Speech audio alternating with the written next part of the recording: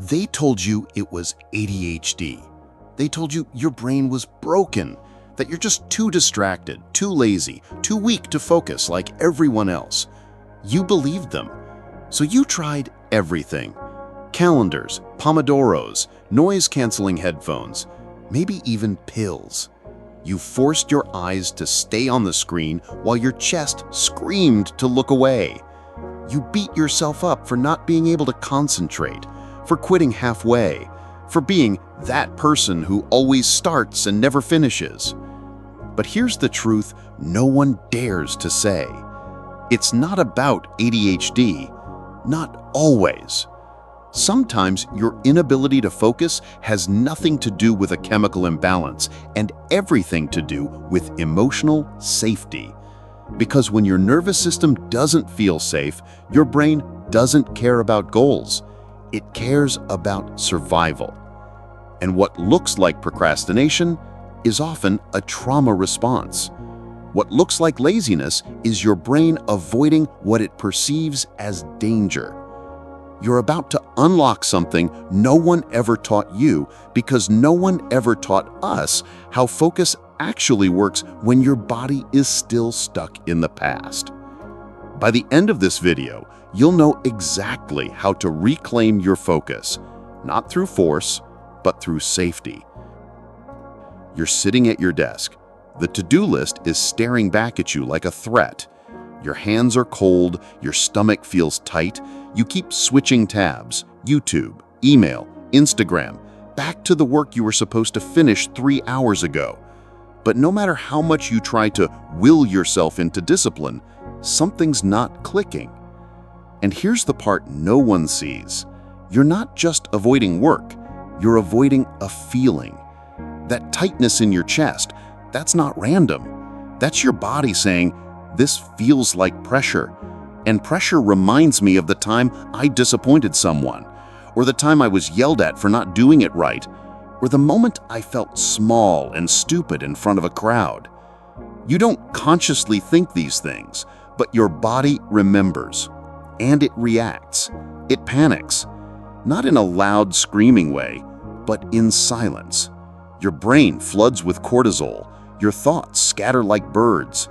You scroll, you fidget, you stand up, you come back. You do anything except the one thing you're supposed to do. And then comes the shame. Why can't I just do it like everyone else? Why does it feel like my brain is betraying me? But the truth is, it's protecting you. That part of you that can't focus, it's not your enemy. It's a soldier on guard duty, fighting a war you didn't even know you were still in. If you grew up in chaos, if you were punished for making mistakes, if you had to be perfect to earn love, your brain wired itself not for growth, but for defense. And defense doesn't care about deadlines. It cares about not being hurt again. So every time you try to sit down and just do the work, your body subconsciously scans the environment and screams, "This isn't safe." And the only way it knows how to cope? Distraction. Distraction is not a defect. It's a coping mechanism. It's how you survived situations where being still meant being judged, where being visible meant being criticized, where effort never felt like enough. This isn't about focus. It's about fear. Your brain isn't defective. It's brilliant. It learned that the fastest way to feel better is to avoid what hurts, even if what hurts is just the memory of an old pain buried so deep you forgot it happened. But your body didn't forget. And now you're here, in this loop, trying harder, failing harder, blaming harder. Because no one ever told you that focus doesn't come from pressure, it comes from safety. So let's imagine this. You're a child again. You bring home a drawing, maybe it's messy, maybe it's brilliant in its own strange way, but your parent doesn't smile. They ask why the sky is green, why the lines are crooked, why you didn't try harder. That moment stays with you. You don't remember it clearly, but your nervous system does. It labels effort as exposure, and exposure as danger. Now fast forward. You're grown, sitting in front of a blank screen, trying to start something, an essay, a job application, a project that matters, and you freeze. Not because the task is too hard, but because your brain whispers, "What if it's not good enough again?" Every time you attempt to focus, your body relives the fear of failure, so it saves you, in the only way it knows, by pulling you away from the thing that feels unsafe. It doesn't care if it's irrational. It only cares that you're not in pain. That's why timers don't work.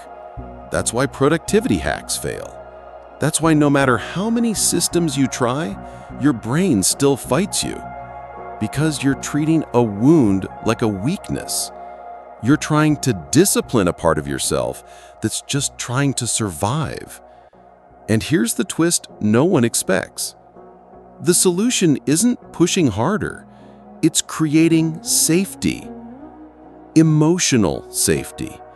A space inside your body where mistakes don't mean death. Where effort doesn't trigger shame. Where you're not constantly preparing for the next hit. If you can give yourself that, focus will follow. Not instantly, not perfectly, but naturally. Because your brain is designed to engage when it's not bracing for attack. You know that feeling when you're alone, doing something you love, time disappears and hours pass like seconds? That's not magic. That's what your mind does when it finally feels safe enough to be present. And if you've barely experienced that, I want you to know it's not because you're broken. It's because you've been in survival mode for too long. And surviving is not the same as living. You've been running from stillness. Not because stillness is boring, but because stillness is where the shame lives. Stillness is where the self-talk gets loud. Stillness is where the not enough voices wake up. So you keep moving, keep numbing, keep clicking, keep pretending that another productivity app will fix what is, at its core, a wound. But no app will do that for you, because no one taught you how to feel safe in your own body. No one taught you that focus isn't a mindset, it's a biological state. When your system is calm, focus becomes natural. When it's afraid, focus becomes impossible. So what do? You stop blaming. You stop calling yourself lazy. You start noticing what your body does the moment you sit down to work. Does your jaw tighten? Do your shoulders rise? Does your breath get shallow? That's not just tension, that's memory. That's a signal that your body thinks it's under threat. And the first step? Acknowledge it. Say, "I hear you. You're safe now." And mean it. Even if it feels awkward, even if your heart still races, even if you don't believe it yet.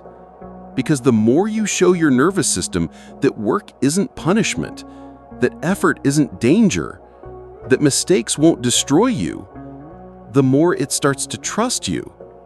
And when it trusts you, it lets go. And when it lets go, you begin to focus, not because you forced it, but because you're finally free to. But no one talks about this. Not your teachers, not your therapists, not even the productivity gurus you follow online. Because focus is still sold as a matter of willpower, discipline, hustle. They say, wake up earlier, block distractions, grind through it. And when that doesn't work, they say, maybe you just need a diagnosis. But what if the real diagnosis is this? You're tired of living in fight or flight. You're tired of pretending to be fine while your nervous system is screaming. You're tired of trying to fix something that isn't broken, just misunderstood. There's a version of you, calm, powerful, steady, who's never been allowed to show up because chaos became your comfort zone. because stress became your identity, because silence feels like danger, and focus feels like exposure. So every time you try to slow down, your body revolts. Every time you try to be productive, your trauma says, "That's not safe." But here's what no one tells you. Your trauma is not permanent. Your nervous system can rewire. Not overnight, not by force, but through safety, through compassion, through noticing. So next time you sit down and feel the urge to scroll, pause. Don't shame it, just ask, what am I trying to avoid feeling right now? It might be something small or something ancient. Either way, don't run from it. Witness it. Because the more you practice staying with yourself in discomfort, the more your brain learns